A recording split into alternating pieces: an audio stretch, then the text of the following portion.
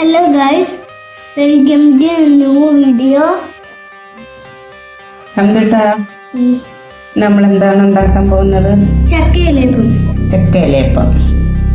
ഞാനിവിടെ അമ്മച്ചി എന്തിനൊക്കെ എടുത്ത് വെച്ചിട്ടുണ്ട്.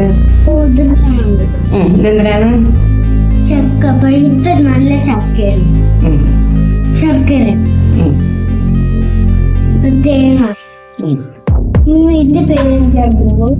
ജീരകവും ഏലക്കയും കുറച്ച് പഞ്ചസാരയും കൂടി ചേർത്ത് പൊടിച്ചത്. ഇത് അത് ഉപ്പ്. പിന്നെന്തിനു വേണം? ഇത് മെയിൻ സാധനം നമ്മൾ ഇലയപ്പം ഉണ്ടാക്കാനായിട്ട്. വട്ടയില. ഇതെന്തരം? വട്ടയില. അപ്പൊ നമുക്ക് ഇനി ഇലയപ്പം ഉണ്ടാക്കാം. ആദ്യം നമുക്ക് എന്ത് ചെയ്യാം തൊട്ടാ? ഈ ചക്ക മിക്സ് ഇട്ട് അരച്ചെടുത്തോണ്ട് വരാം. ചക്ക അരയ്ക്കാൻ പോയിട്ട് വരാമേ. അന്തക്കുട്ടാ ചക്ക അരച്ചോണ്ട് വന്നിട്ടുണ്ട്. ഇനി നമുക്ക് ഇലയപ്പം ഉണ്ടാക്കാം.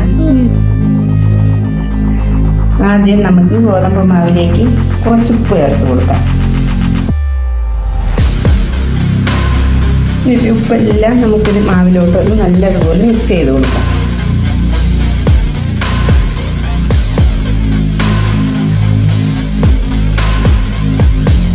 ഇനി ഇതിലേക്ക് നമുക്ക് നേരത്തെ പൊടിച്ച് വെക്കുക ഏലക്കാപ്പൊടിയും ജീരകവും കൂടി മിക്സ് ചെയ്ത് ചേർത്ത് കൊടുക്കുക. കുറച്ച് മാറ്റി വെച്ചിട്ട് തേങ്ങയിൽ നമുക്ക് മിക്സ് ചെയ്യാനാണ്.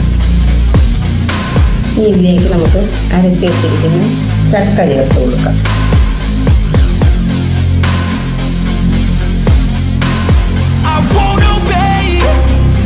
ചക്കയും കുറച്ച് മാറ്റി വെച്ചിട്ടുണ്ട്. ഇതിലേക്ക് മധുരത്തിനാവശ്യമായ ശർക്കര ചേർത്ത് കൊടുക്കാം. ഇത് അഴുക്കൊന്നുമില്ലാത്ത നല്ല ശർക്കരയാണ്. ഇതെല്ലാം കൂടി ഒന്ന് മിക്സ് ചെയ്ത് കൊടുക്കാം.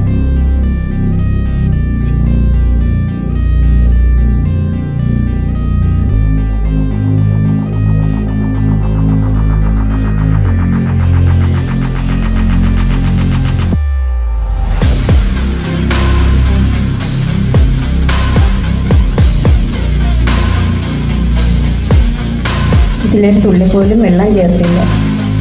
അരച്ചെടുത്ത ചക്ക കൊണ്ട് മാത്രമാണ് മാവ് കുഴച്ചെടുത്തിട്ടുള്ളത്.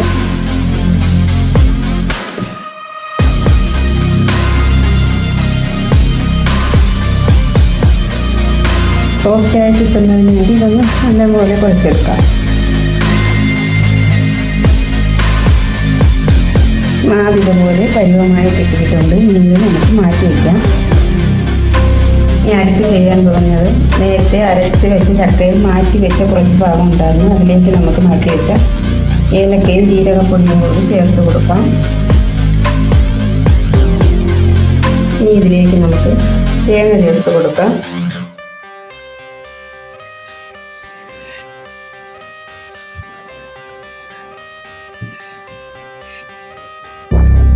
മധുരത്തിന് ആവശ്യമായ ശർക്കരയും നമുക്കിതിലേക്ക് ചേർക്കാം. കുറച്ച് മധുരമേ ചേർക്കുന്നുള്ളൂ. നല്ല മധുരമുള്ള ചക്കപ്പഴമാണ് ഞാൻ എടുത്തിട്ടുള്ളത്. ഇനി ഒന്ന് മിക്സ് ചെയ്യാം.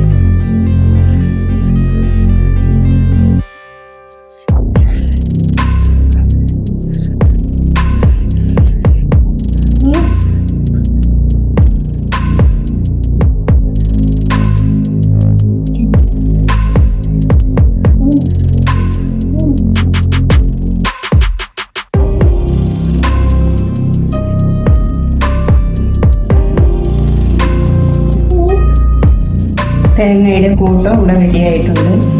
ഇനി ഇത് മാറ്റി വെച്ചിട്ട് നമുക്ക് ഈ മാവ് ഇലയിലൊന്ന് പരത്തിയെടുക്കാം. ഇനി നമുക്ക് വട്ടയിലേക്ക് കുറച്ച് മാവ് എടുത്ത് വെച്ച് കൈവിരൽ കൊണ്ട് ഇതുപോലെ ഒന്ന് പരത്തി കൊടുക്കാം. കനം കുറച്ച് വേണം ഇത് പരത്തിയെടുക്കാൻ.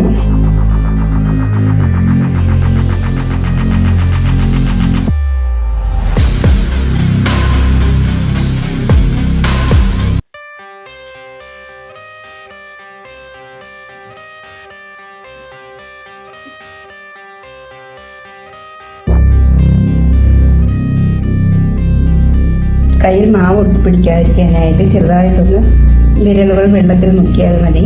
എന്നിട്ടിതുപോലെ പരത്തി കൊടുത്താൽ മതി.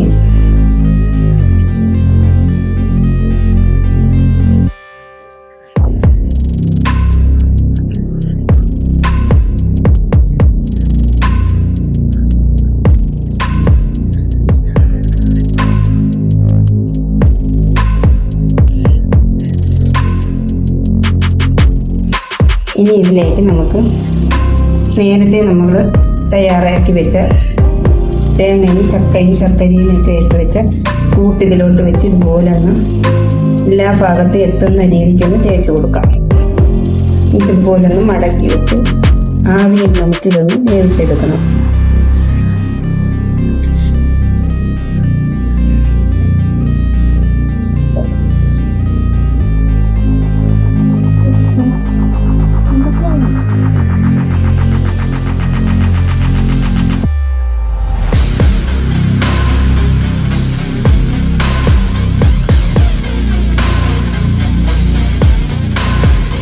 ചക്കയിലേക്കും ഇത്രയും ഇലകളിൽ ഉണ്ടാക്കിയിട്ടുണ്ട്.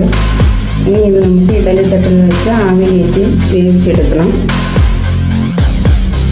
ഇഡലി ഉണ്ടാക്കുന്ന പാത്രത്തിൽ ഞാൻ വെള്ളം എടുത്തിട്ടുണ്ട്. ഇനി ഇതിലേക്ക് ചെറിയ ഇട്ട് വെച്ച് കൊടുക്കാം. അത് കഴിഞ്ഞ് നമുക്ക് ഈ ഉണ്ടാക്കി വെച്ചിരിക്കുന്ന ഇലയപ്പം എല്ലാം അത് കഴിഞ്ഞിട്ട് നമുക്കിതുപോലെ ഓരോ ഇലയുടെയും അടുക്കി വെച്ച് കൊടുക്കാം.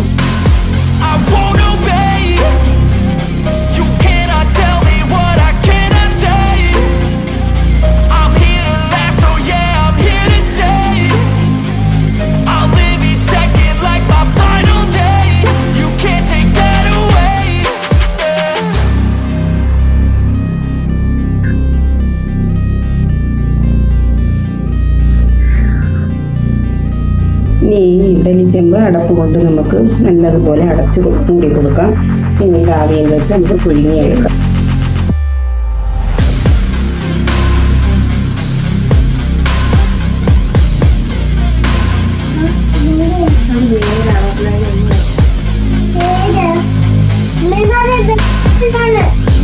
ഇങ്ങനെ ഇലയപ്പം റെഡി ആയിട്ടുണ്ട്.